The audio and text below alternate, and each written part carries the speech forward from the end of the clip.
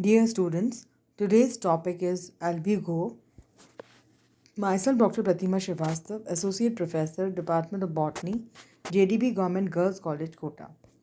Students, let us first discuss about the habit and habitat of albugo. albugo शब्द जो है ये Latin भाषा के शब्द से मिला है जिसका अर्थ होता है white. The only genus of family Albuginaceae and it is represented by more than 25 species. Bharat में करीब 18 स्पीशीज एल्ब्यूगो की रिपोर्ट की गई हैं which attacks mostly crucifers. Crucifers बोलें तो turnip, mustard, radish, cabbage, cauliflower यानी कि पत्ता गोभी, फूल गोभी, मूली, सरसों और शलगम. However, it has also been reported on some members of family Asteraceae. Asteraceae जिसको कि कंपोजिटी भी कहा जाता है, Convolvulaceae and Chenopodiaceae. They are obligate parasite distributed all over the world. यानी कि they are compulsorily और essentially parasite, परजीवी होते हैं. अगर हम symptoms की बात करते हैं albugo की, the disease caused by albugo is commonly known as white rust of crucifer because it appears in the form of shiny, white, small, smooth, irregular patches or blisters on the leaves, stems and other aerial parts of the plant. यानी कि जो Albugo है इसके द्वारा जो रोग होता है उसे श्वेत किट कहा जाता है क्योंकि यह चमकदार, सफ़ेद, चिकना, इरेग्युलर पस्ट्यूल्स या ब्लिस्टर्स के रूप में पत्तियों पर, स्टेम्स पर और दूसरे एरियल पार्ट्स पर प्लांट के पाए जाते हैं. जो पस्ट्यूल्स हैं they are initially formed on the lower surface of the leaf but in several cases they may be present on both the surfaces. ये जो पस्ट्यूल्स होते हैं ये शुरू में लोअर सरफेस पर दिखाई देते हैं पत्तियों के, पर कुछ केसेस में ये दोनों सरफेसेस पर देखने को मिलते हैं. With this several other effects are also produced. Increase in the size of the cells जिसको कि hypertrophy कहा जाता है and organs takes place. It results in the formation of large galls. इसके द्वारा बहुत बड़े galls जो हैं उनकी formation होती है in the various parts of the host. Severe infection causes proliferation of the lateral buds, discoloration of flowers, malformation of floral parts and sterile gynoecium. जब बहुत अधिक इन्फेक्शन हो जाता है तो लेटरल बर्ड्स जो हैं वो फलित हो जाती हैं और फ्लावर्स का डिसकलरेशन यानी कि उनका रंग जो है वो उड़ जाता है और फ्लोरल पार्ट्स का माल फॉर्मेशन होता है और गाइनोशियम जो है वो स्टेराइल होता है. ये यहाँ पे हम देख सकते हैं कैसे ये वाइट पस्ट्यूल्स जो हैं ये लीव्स में देखने को मिलते हैं. ये एक्सेसिव ग्रोथ जो देखने को मिल रही है, हाइपरट्रॉफी फ्लावर्स एंड स्टेम्स, और ये गॉल्स जो हैं ये भी इनके द्वारा बनते हैं. Now the next is vegetative structure of albugo. Thallus जो है यूकार्पिक होता है और माइसीलियल होता है. कवक जाल या कवक सूत्र जो हैं ये इंटरसेल्युलर संकोशिकी एसेप्टेट यानी कि पटहीन और प्रोफ्यूजली ब्रांच्ड होते हैं. बहुत अधिक शाखन इनमें देखने को मिलता है. Cell wall is composed of fungal cellulose. Cell wall fungal cellulose की बनी हुई होती है. The protoplasm contains a large number of nuclei distributed in the cytoplasm. Protoplasm में बहुत अधिक संख्या में न्यूक्लियाई देखने को मिलते हैं. बच्चों यहाँ मैं आपको बताना चाहूँगी जो प्रोटोप्लाज्म है that is a living part of the cell. Cytoplasm is the cell wall plus protoplasm. और जो रिजर्व फूड मटेरियल जिसको हम RFM शॉर्ट में कह सकते हैं is in the form of oil drops and glycogen bodies. Some mycelium is intracellular. कुछ mycelium जो है वो कोशिका के भीतर से निकलते हैं नॉब या खूंटे के जैसे हॉस्टोरिया के फॉर्म में, और ये चूषकांक जो हैं ये भोजन का अवशोषण करते हैं होस्ट सेल्स में. हॉस्टोरिया का जो अल्ट्रा स्ट्रक्चर है it was studied by Berlin and Bowen in 1964. इसको दो पार्ट्स में बांटा जा सकता है, haustorial stalk, haustorial head and narrow stalk. जो साइटोप्लाज्म है हेड ऑफ द हॉस्टोरियम का वो डेंसली पैक्ड होता है. उसमें माइटोकॉन्ड्रिया, राइबोसोम्स, एंडोप्लाज्मिक रेटिकुलम और लिपिड इंक्लूजन्स जो हैं वो पाए जा सकते हैं पर न्यूक्लियाई अनुपस्थित होते हैं. The base of the haustorium. जो हॉस्टोरियम का जो आधार है वो एक कॉलर जैसे शीट के द्वारा घिरा हुआ रहता है, जो कि होस्ट सेल वॉल का एक्सटेंशन है। Between the haustorium and the host plasma membrane जो है वो एनकैप्सुलेटेड होती है। विदिन द प्लाज्मा मेम्ब्रेन जो haustorium lomasomes they are more numerous than the intercellular hyphae. अब हम बात करते हैं रिप्रोडक्शन की। एल्ब्यूगो में जो जनन है वो दो प्रक्रियाओं के द्वारा होता है, अलैंगिक एसेक्सुअल रिप्रोडक्शन या फिर लैंगिक sexual reproduction. The asexual reproduction takes place by conidia, conidiosporangia और zoosporangia। अलैंगिक जनन कोनिडिया, कोनिडियोस्पोरेंजिया और जूस्पोरेंजिया के द्वारा होता है। They are produced by sporangiophores. ये स्पोरेंजियोफोर्स के द्वारा प्रोड्यूस होते हैं, उत्पन्न होते हैं। अंडर सूटेबल कंडीशंस, अनुकूल परिस्थितियों में the mycelium grows and branches rapidly. कवक जाल वृद्धि करता है और शाखित होता है, और after attaining a certain stage of maturity, एक परिपक्वता की के बाद it produces a dense mat like growth. ये बहुत अधिक मैट जैसी इसमें वृद्धि होती है beneath the epidermis of the host. ये जो कवक सूत्र हैं they produce at right angles to the epidermis. ये परपेंडिकुलर होते हैं एपिडर्मिस के। ये शॉर्ट और थिक वॉल्ड होते हैं, अनब्रांच्ड होते हैं और क्लब शेप्ड मुद्राकार होते हैं। इनको स्पोरेंजियोफोर्स या कोनिडियोफोर्स कहा जाता है। They form a solid palisade like layer beneath the epidermis. ये एपिडर्मिस के नीचे पैलिसेड जैसी परत बनाते हैं। They are thick walled on lateral sides and thin walled at the tip. ये लेटरल साइड्स में थिक होते हैं लेकिन टिप पर पतली भित्ति वाले होते हैं। The sporangiophores they contain dense cytoplasm and about 12 nuclei. After reaching a certain stage of maturity, जो एपिकल पोर्शन है स्पोरेंजियोफोर का वो फूल जाता है and is ready to cut off a sporangium और conidium. The sporangia are produced at the tip by abstraction method. एक deepening constriction जो है वो सुलन एंड के नीचे उपस्थित होता है and it results in the formation of the first sporangium. एक सेकेंड स्पोरेंजियम जो है वो भी टिप पर बनता है just beneath the previous one. तो ये जो प्रोसेस है ये कई बार रिपीट होता है और the new nuclei migrates from the mycelium to the cytoplasm and are used in the formation of another sporangium और कोनिडियम। ये जो लॉन्ग चेन है स्पोरेंजिया और कोनिडिया की, ये हर स्पोरेंजिया के ऊपर बनती है बेसिपिटल सक्सेशन में। जो यंगेस्ट होंगे वो बेस की तरफ, आधार की तरफ होंगे और ओल्डेस्ट जो हैं वो टिप की तरफ होंगे। द स्पोरेंजिया और कोनिडिया आर स्फेरिकल। ये गोलिकीय होते हैं, स्मूथ हाईलाइन या बिल्कुल ट्रांसपेरेंट दिखाई देते हैं एंड मल्टी न्यूक्लियर स्ट्रक्चर्स होते हैं। The walls between their them fuse to form a gelatinous disc-like structure called disjunctor or separation disc or intercalary disc. It tends to hold the sporangia together. ये sporangia जो हैं इनको एक साथ बांधे रखने की कोशिश करता है। जो continued growth and production of sporangia exerts a pressure upon the enveloping epidermis। ये निरंतर बनते हुए स्पोरेंजिया जो हैं एपिडर्मिस के ऊपर एक दबाव डालते हैं which is firstly raised up, थोड़ी सी वो उठ जाती है, but finally it is ruptured exposing the underlying स्वावर्स containing white powdery dust of multi nuclear sporangia और कोनिडिया। जो सेपरेशन डिस्क्स हैं they are dissolve by water. पानी के द्वारा ये जो सेपरेशन डिस्क हैं ये घुल जाती हैं और स्पोरेंजिया जो हैं वो स्वतंत्र हो जाते हैं। They are blown away in the air. ये हवा के द्वारा दूर तक या पानी के द्वारा डिस्पर्स होते हैं, जबकि और सूटेबल एनवायरमेंटल कंडीशंस में, और जैसे ही सूटेबल होस्ट इन्हें मिलता है तो स्पोरेंजिया जर्मिनेट करते हैं 2 या 3 घंटे के भीतर में।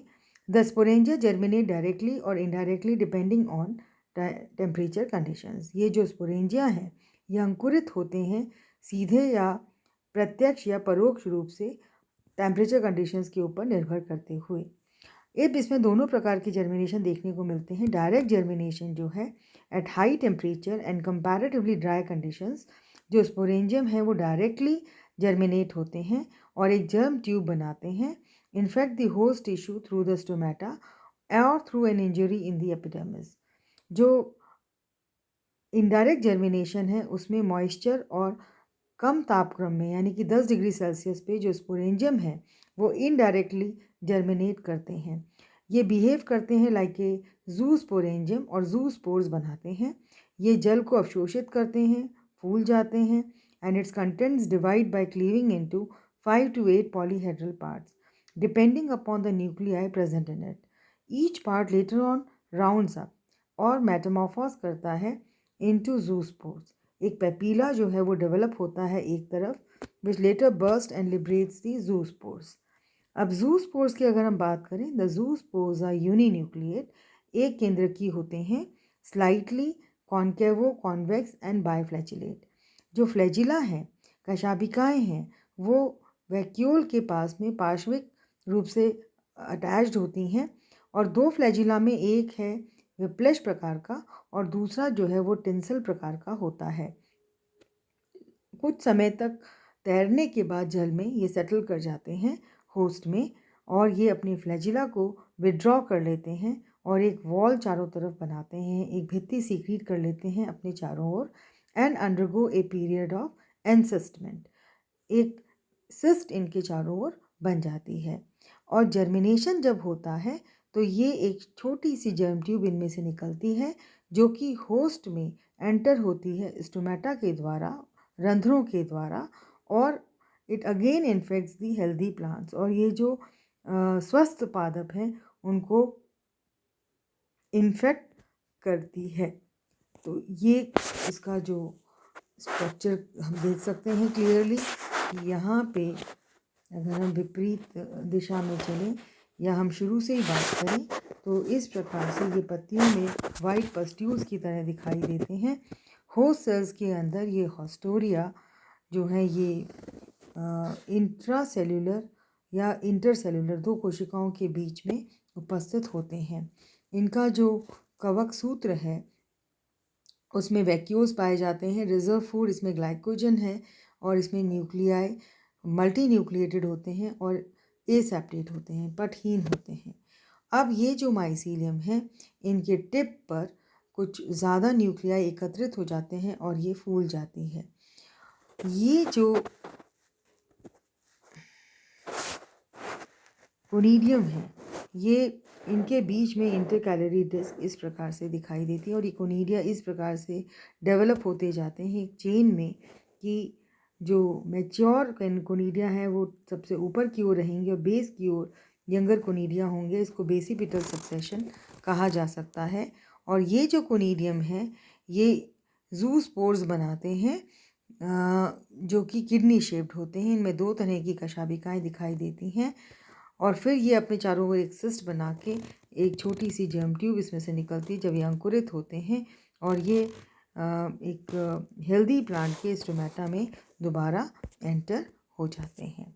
तो ये एक जो हमने जूस्पोर के बारे में बताया। अब हम बात करते हैं इसमें लैंगिक जनन की। तो जो लैंगिक जनन है it takes place when the growing season comes to an end, यानी कि प्रतिकूल परिस्थितियों में लैंगिक जनन होता है। The mycelium penetrates into the deeper tissues of the host. जो कवक जाल है वो होस्ट के भी बहुत गहराई तक पेनिट्रेट करता है और सेक्सुअल रिप्रोडक्शन जो है ये ऊगैमस प्रकार का है। जो एंथ्रीडियम और ऊगोनियम है they develop deeper in the host tissue in close association with in the intercellular spaces. It's formation is externally indicated by hypertrophy. बाहर से ये हाइपरट्रॉफी बहुत स्पष्ट रूप से नज़र आती है।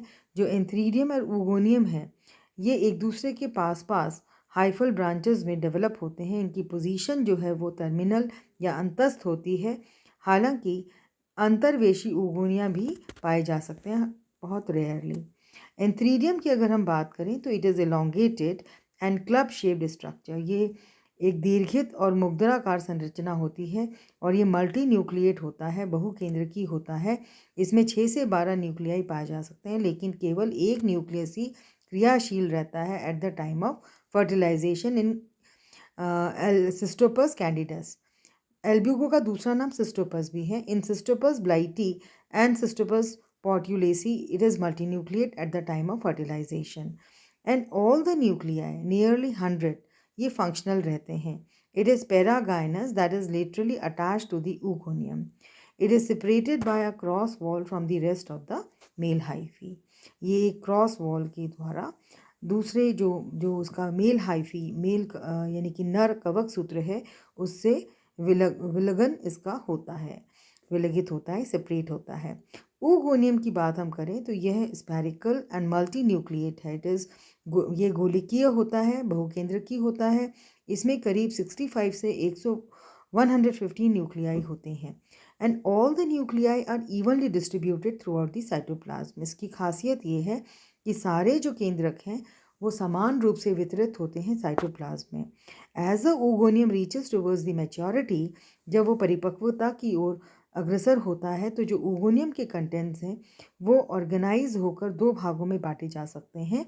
Outer peripheral region of periplasm and inner dense central region of ooप्लाज्म और oosphere और द एग. जो ooप्लाज्म और पेरीप्लाज्म है ये एक प्लाज्मा मेम्ब्रेन के द्वारा, प्लाज्मा झिल्ली के द्वारा सेपरेटेड होते हैं. The nuclei in the oogonium it divides mitotically. Oogonium का जो केंद्रक है ये माइटोटिकली डिवाइड होते हैं. जो फर्स्ट माइटोटिक डिवीजन होता है it takes place before the organization of the periplasm and ooप्लाज्म. लेकिन after the organization all the nuclei of the ooप्लाज्म एक्सेप्ट वन माइग्रेट कर जाते हैं पेरीप्लाज्म में और एक रिंग बनाते हैं और इनमें फिर सेकेंड माइटोटिक डिवीजन होता है. They divide in such a manner that one pole of each spindle is in the ooplasm and other in the periplasm. At the end of the division, one daughter nucleus of each spindle goes to the ooplasm. इस विभाजन के बाद एक संतति केंद्रक जो spindle का है वो ooप्लाज्म में चला जाता है. उसके बाद जो दूसरा है वो पेरीप्लाज्म में जाता है. However, at the time of maturity, परिपक्वता के समय सारे जो केंद्रक हैं वो डिसइंटीग्रेट कर जाते हैं और एक फंक्शनल न्यूक्लियस रह जाता है. और इस फंक्शनल न्यूक्लियाई की वजह से एल्ब्यूगो को निम्नांकित ग्रुप्स में फॉलोइंग ग्रुप्स में बांटा गया है. इसमें ग्रुप फर्स्ट जो है the number of functional egg nucleus in ooप्लाज्म इज 1. तो ये जो ग्रुप फर्स्ट है it is represented by C tragopogonis, C candidus, C evolvuli. Group second में जो फंक्शनल एग्स हैं ooप्लाज्म में वो बहुत सारे होते हैं. तो it is represented by C bliti, C portulacae. It has been observed that C. portulaceae and C. blighti nearly 60 nuclei they accumulate in the ooplasm. मतलब 60 केंद्रक जो हैं वो ooप्लाज्म में एकत्रित हो जाते हैं. एंड आफ्टर फर्टिलाइजेशन, जब उनमें निषेचन हो जाता है ये मेल न्यूक्लियाई से फ्यूज़ होते हैं. However, in C. tragopogonus, about 100 female nuclei are present in the oosphere. पर केवल एक ही फंक्शनल होता है. The rest of the nuclei, जो बाकी जो केंद्रक हैं वो डिसइंटीग्रेट हो जाते हैं बिफोर फर्टिलाइजेशन. अब हम बात करें इसमें जो निषेचन है before fertilization, a deeply staining mass of cytoplasm, ये एपियर होता है in the centre of the ooप्लाज्म. इसको हम कहते हैं coenocentrum. It persist only up to the time of the fertilization. ये निषेचन के समय तक ही रहता है. जो फंक्शनल फीमेल न्यूक्लियस है it is attracted towards it और वो एक पॉइंट पर इससे अटैच हो जाता है. द ooगोनियम, जो ooगोनियम है वो एक पेपिला जैसी संरचना या आउटग्रोथ डेवलप कर लेता है at the point of contact with the antheridium. इसको कहते हैं receptive papilla. And soon it disappears, ये जल्दी ही गायब हो जाता है. And the antheridium develops a fertilization tube. और ये जो फर्टिलाइजेशन ट्यूब है it penetrates through receptive papilla, oogonial wall and periplasm और finally ये पहुंचता है ooप्लाज्म में. It carries a single male nucleus. Its tip ruptures, इसकी टिप जो है वो रप्चर हो जाती है और वो मेल न्यूक्लियस को डिस्चार्ज कर देता है near the female nucleus. Ultimately the mail nucleus fuses with the female nucleus. इसको कैरियोगैमी भी कहा जाता है. जो द ooस्पोर है along with the fusion nucleus है ना, इसको हम कहते हैं ooस्पोर. तो इन C. tragopogonus ट्रैगोपोगोनस में जो और सी कैंडिडस में one male functional nucleus fuses with one female functional nucleus. So the oospore is uninucleate. However, in C. portulaceae and C. blighty, oospore multinucleate होता है और इसमें 60 functional nuclei होते हैं. तो अब मेन बात आती है कि हाउ दिस oospore germinates. जब सीक्रीशन होता है वॉल का तो जो जाइगोटिक न्यूक्लियस है वो रिपीटेडली डिवाइड करता रहता है और 32 न्यूक्लियाई बनाता है. फर्स्ट डिवीजन मियोटिक होता है. इस स्टेज में जो oospore है वो काफ़ी लंबे समय विश्राम अवस्था में चला जाता है जब तक अनफेवरेबल कंडीशंस ओवर नहीं हो जाए. मीनवाइल जो होस्ट टिश्यूज़ होते हैं वो डिसइंटीग्रेट करते हैं और वो oospore को फ्री कर देते हैं और एक लंबे विश्राम अवस्था के बाद जो oospore है ये जर्मिनेट करता है. इसके जो केंद्रक हैं ये माइटोटिकली डिवाइड होते हैं और large number of nuclei are produced. A small amount of cytoplasm gathers around each nucleus. Protoplasm undergoes segmentation. Protoplasm में जो है segmentation होता है और हर segment जो है वो राउंड अप करके मेटामॉर्फोसिस होता है और zoomeospore या zoospore बनाता है.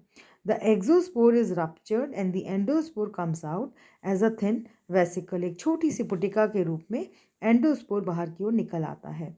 The zoospores move out into the thin vesicle which soon perishes to liberate the zoospores. However, वेंटरपूल ने 1959 में रिपोर्ट किया था कि जो oospore है ये एक छोटा सा एग्जिट या जर्म ट्यूब बनाता है which ends in a thin vesicle. According to Stevens in 1899, Sansom and Sansom 1974 जो एल्ब्यूगो का थैलस है वो डिप्लॉइड होता है and the meiosis occurs in the gametangia, that is antheridia and oogonia. जो जाइगोटिक न्यूक्लियस है ये केवल माइटोटिकली डिवाइड होता है, मियोटिक डिवीजन इसमें नहीं देखने को मिलता है. अब हम बात करते हैं कि ये कैसे जूस्पोर्स जर्मिनेट करते हैं. तो जूस्पोर्स जो हैं दे आर रेनिफॉर्म यानी कि किडनी शेप्ड होते हैं, बायफ्लैजिलेट होते हैं और जो दो सेफ फ्लैजिला हैं, जो लंबा इसमें फ्लैजिला है that is whiplash type and the smaller one is tinsel type. The zoospores after swimming for some time encyst and they germinate by a germ tube which reinfects the host plants. So this is all about albugo and ये इसकी जो graphic life cycle है इसमें हम देख सकते हैं Cystopus में किस प्रकार से कोनिडिया या स्पोरेंजियम बनते हैं. फिर ये जूस्पोरेंजियम की तरह फंक्शन करते हैं, जूस्पोर्स बन सकते हैं. फिर उसके बाद ये जो जूस्पोर्स हैं ये जर्मिनेट करके एक सिस्टोपस बनाते हैं. तो this is the asexual reproduction by accessory spores. Cystopus में एंथ्रीडियम और oogoनियम का बनना, फिर इनका फर्टिलाइजेशन होना और जो oogoनियम है ये oosphere बन जाता है. फीमेल न्यूक्लियस और मेल न्यूक्लियस का फर्टिलाइजेशन होके oospore बनता है जो कि 2n होता है. फिर इसमें मियोसिस की प्रक्रिया होती है, फिर ये जर्मिनेट करके zoospores, resting zoospores, then the next is germination होने के बाद माइसीलियम और finally cystopus. So this is all about albugo or cystopus which causes white rust of crucifer. Thank you very much.